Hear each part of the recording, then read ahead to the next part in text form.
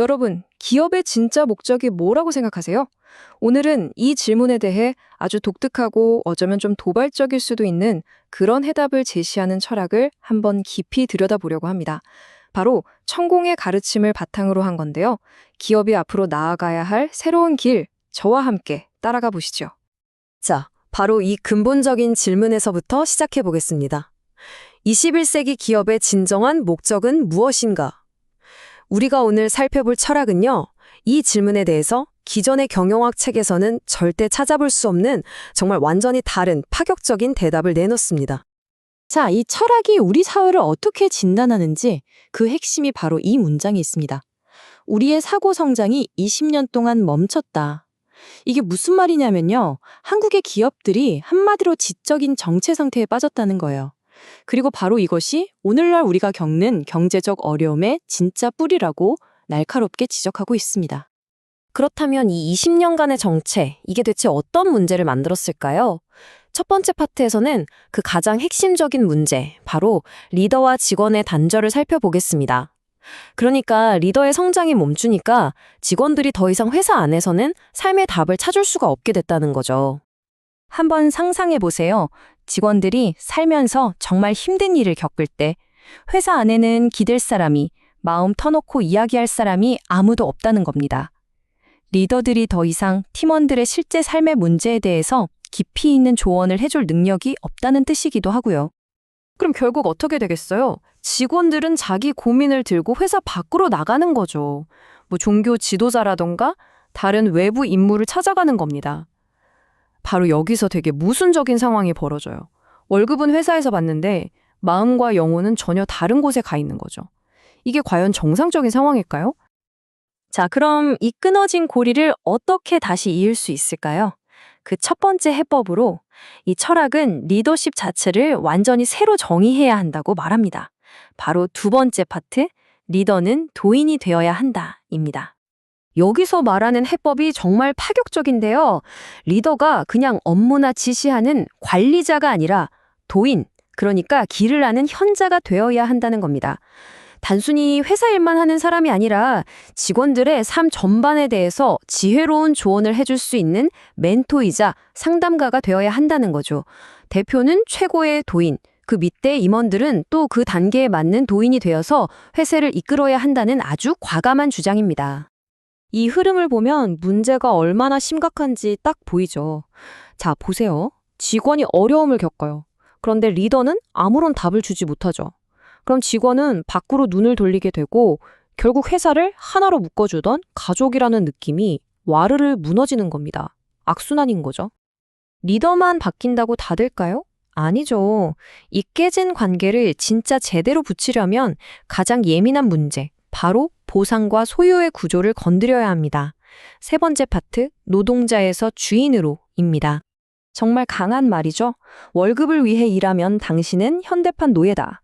이 도발적인 문장이 기존의 고용주와 직원 사이의 관계가 가진 핵심적인 문제를 정확히 짚어내고 있습니다. 그럼 노예가 아니라 주인이 되게 하려면 어떻게 해야 할까요?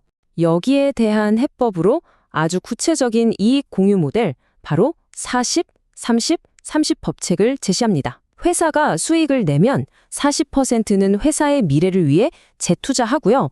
30%는 대표가 활동하는 데 쓰고 나머지 30%는 모든 직원에게 똑같이 배당으로 나눠줘야 한다는 겁니다. 근데 여기서 진짜 중요한 게 있어요. 이 배당금이 그냥 현금으로 뿅 하고 들어오는 게 아니라는 점입니다. 바로 회사 주식으로 주는 거예요. 왜냐? 현금은 받아서 쓰면 없어지잖아요. 하지만 주식은 달라요. 직원들을 진짜 회사의 주인으로 만들어주는 거고 다 같이 회사를 키우면서 부를 쌓아가는 기반이 되는 거죠. 자, 이제 돈 문제를 넘어서 마음의 문제로 가보겠습니다. 네 번째 파트, 연구원 혁명인데요.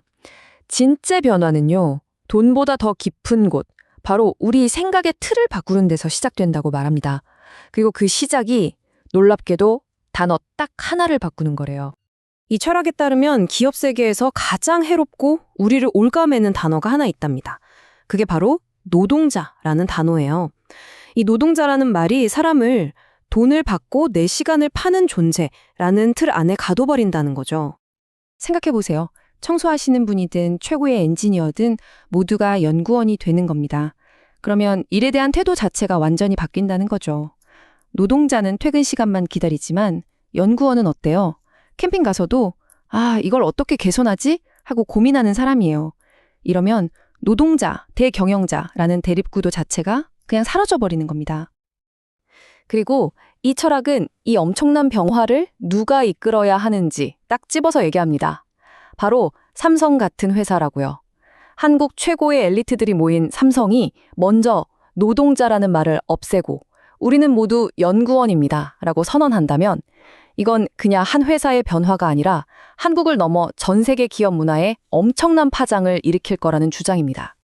자, 이제 그림이 거의 완성됐습니다. 리더는 지혜로운 도인이 됐고 직원은 주인이자 연구원이 됐어요. 그럼 이렇게 완벽하게 업그레이드된 기업이 궁극적으로 뭘 해야 할까요? 마지막 파트, 국가를 디자인하다에서 그 스케일이 다른 비전을 한번 보시죠.